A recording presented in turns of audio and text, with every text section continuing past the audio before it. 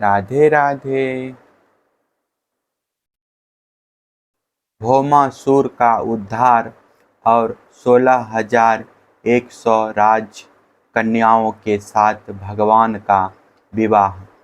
राजा परीक्षित ने पूछा, भगवान श्री कृष्ण ने भौमासुर को, जिसने उन स्त्रियों को बंदी गृह में डाल रखा था, क्यों और कैसे मारा? आप कृपा करके सारी धनुषधारी भगवान श्री कृष्ण का वह विचित्र चरित्र सुनाइए। श्री सुखदेव जी ने कहा, परीक्षित, भौमासुर ने वरुण का छत्र, माता अदिति के कुंडल और मेरु पर्वत पर स्थित देवताओं का मणि पर्वत नामक स्थान छीन लिया था। इस पर सबके राजा इंद्र द्वारका में आए और उसकी एक एक करतूत उन्होंने भगवान श्री कृष्ण को सुनाई। अब भगवान श्री कृष्ण अपनी प्रिय पत्नी सत्यभामा के साथ गरुड़ पर सवार हुए और भौमासुर की राजधानी प्रागज्योतिषपुर में गए। प्रागज्योतिषपुर में प्रवेश करना बहुत कठिन था। पहले तो उसके चारों ओर पहाड़ों की किलेबंदी थी। उसके बाद शस्त्रों का घेरा लगाया हुआ था। फिर जल से भारी खाएं थी। उसके बाद आग या बिजली की चिहारदीवारी थी और उसके भीतर वायु गैस बंद करके रखा गया था। इससे भी भीतर मूर्दैत्य ने नगर के चारों ओर अपने 10,000 घोड़े एवं सदुढ़ फंदे जाल बिछा रखे थे। भगवान श्री कृष्ण ने अपनी गदा की चोट से पहाड़ों को तोड़ फोड़ डाला और शास्त्रों की मोर्चे बंदी को बाणों से छिन्न भिन्न कर दिया। चक्र के द्वारा अग्नि, जल और वायु की चार दीवारियों की तहस नहस कर दिया और मूर्दैत्य के फंदों को तलवार से काट कूट कर अलग रख दिया।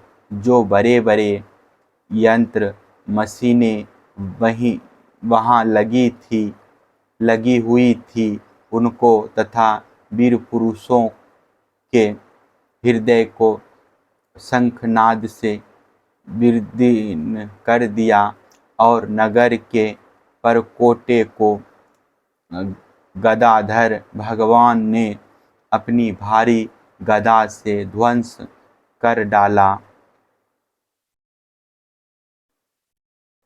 भगवान के पंचजन्य शंख की ध्वनि परकाल या कालीन बिजली की करक के समान महाभयंकर थी। उसे सुनकर मूर्दैत्य की नींद टूटी और वह बाहर निकल आया। उसके 5 सिर थे और अब तक वह जल के भीतर सो रहा था। वह दैत्य प्रलयकालीन सूर्य और अग्नि के समान प्रचंड तेजस्वी था। वह इतना भयंकर था कि उसकी ओर आंख उठाकर देखना भी आसान काम नहीं था। उसने त्रिशूल उठाया और इस प्रकार भगवान की ओर दौड़ा जैसे सांप गरुड़ जी पर टूट पड़े।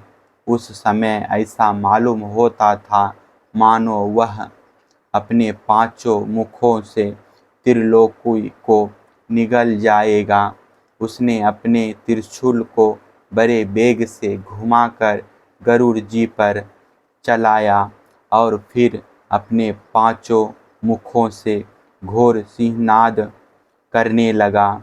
उसके सिंहनाद का महान शब्द पृथ्वी, आकाश, पाताल और 10 दिशाओं में फैलकर सारे ब्रह्मांडों में भर गया। भगवान श्री कृष्ण ने देखा कि मूर दैत्य का त्रिशूल गरुड़ की ओर बड़े वेग से आ रहा है। तब अपना हस्त कौशल दिखाकर फुर्ती से उन्होंने 2 बाण मारे, जिनसे वह त्रिशूल कटकर 3 टूट हो गया। इसके साथ ही मूर दैत्य के मुखों में भी भगवान ने बहुत से बाण मारे। इससे वह दैत्य अत्यंत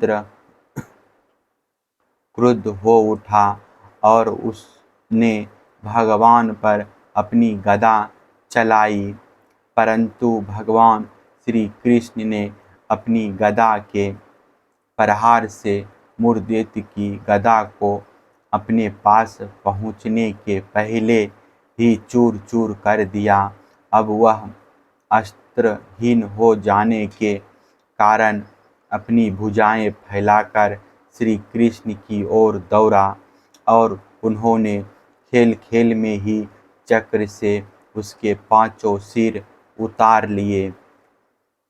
सिर कटते ही मूर दैत्य के प्राण पेखेरु उड़ गए और वह ठीक वैसे ही जल में गिर पड़ा जैसे इंद्र के वज्र से शिखर कट जाने पर कोई पर्वत समुद्र में गिर पड़ा हो।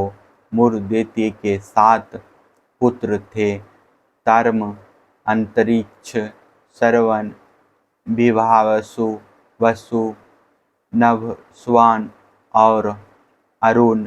ये अपने पिता की मृत्यु से अत्यंत शोकाकुल हो उठे और फिर बदला लेने के लिए क्रोध से भरकर शस्त्रास्त्र से सुसज्जित हो गए तथा पीठ नामक दैत्यों को अपना सेनापति बनाकर भौमासुर के आदेश से श्री कृष्ण पर चढ़ गए।